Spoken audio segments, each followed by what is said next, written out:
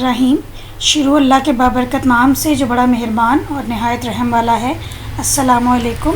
میں Christian school سے آپ کی اردو کی ٹیچر امید کرتی ہوں کہ آپ اللہ کے فضل و کرم سے خیریت سے ہوں گے۔ اردو ٹیوٹوریل ہفتہ چہارم، آج کا ہمارا عنوان ہے واوین، اور واوین کی علامت اسکرین پر آپ کے پاس موجود ہیں، آپ اسے دیکھ سکتے ہیں۔ یہ جو علامت آپ اسکرین پر درج دیکھ رہے ہیں ان کو واوین کہتے ہیں، اور انگریزی میں ان کو انورٹڈ کاماز بھی کہتے ہیں۔ آئیے ہم نظر دوڑاتے ہیں واوین کے مقاصد پر۔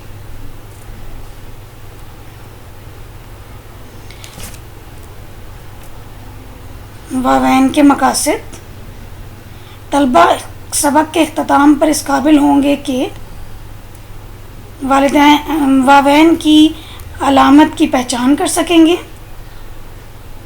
واوین کا استعمال کر سکیں گے، جملوں میں واوین کا صحیح استعمال کر سکیں گے۔ اب آگے چلتے ہیں، میں آپ کو واوین کی تعریف اور علامت کی پہچان کرواتی ہوں۔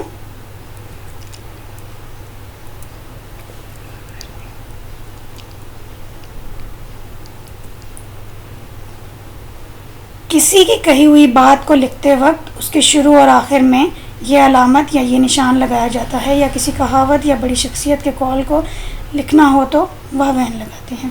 یہ تو ہم پہلی جماعتوں میں پڑھ چکے ہیں۔ جب ہم کسی سے کوئی بات پوچھیں یا کہیں تو واوین بھی استعمال کر سکتے ہیں۔ اب آگے چلتے ہیں، واوین کی پہچان کے بعد ہم مثالوں کی طرف نظر دوڑاتے ہیں جن سے ہمیں واضح طور پر یقین ہوگا کہ ہمیں یہ علامتیں کہاں کہاں استعمال کرنی ہیں۔ کسی کی کہی ہوئی بات میں واوین کا استعمال، اس کی مثال کی طرف نظر دوڑاتے ہیں۔ نانی جان نے کہا، بیٹا دل لگا کر پڑھا کرو نانی، کیونکہ والدہ کی امی جان ہیں اور ایک معتبر شخصیت ہیں، ان کے لیے کہی ہوئی بات ہم واوین میں لکھیں گے۔ اگلی جانب جاتے ہیں، کسی کی کہاوت یا بڑی شخصیت کے قول کو ہم واوین میں استعمال کرتے ہیں۔ نبی پاک صلی اللہ علیہ وآلہ وسلم نے کہا، یعنی حضور پاک صلی اللہ علیہ وآلہ وسلم جو کہ ہمارے آخری نبی ہیں، انہوں نے کہا کہ علم حاصل کرنا ہر مسلمان پر فرض ہے۔ ان کی بات کو بھی ہم واوین میں استعمال کریں گے۔ جب کسی سے کوئی بات پوچھیں تو واوین کا استعمال کریں۔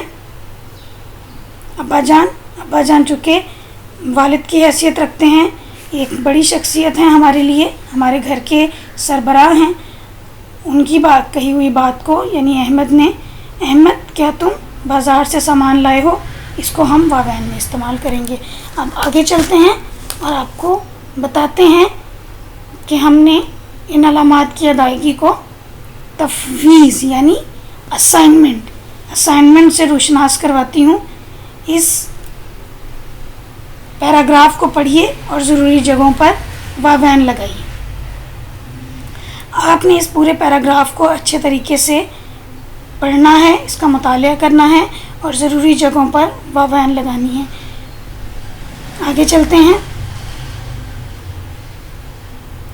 آپ کے گھر کا کام۔ کسی کی کہی ہوئی بات میں واوین کے استعمال سے دو جملے بنائیں۔ کسی کی کہی ہوئی بات یا کہاوت یا بڑی شخصیت کے قول کو دو جملوں میں استعمال کریں یا تحریر کریں۔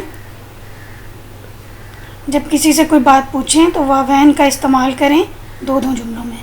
یہ آپ نے پیارے بچوں اپنی کاپیوں میں یہ کام کرنا ہے۔ آگے چلتے ہیں،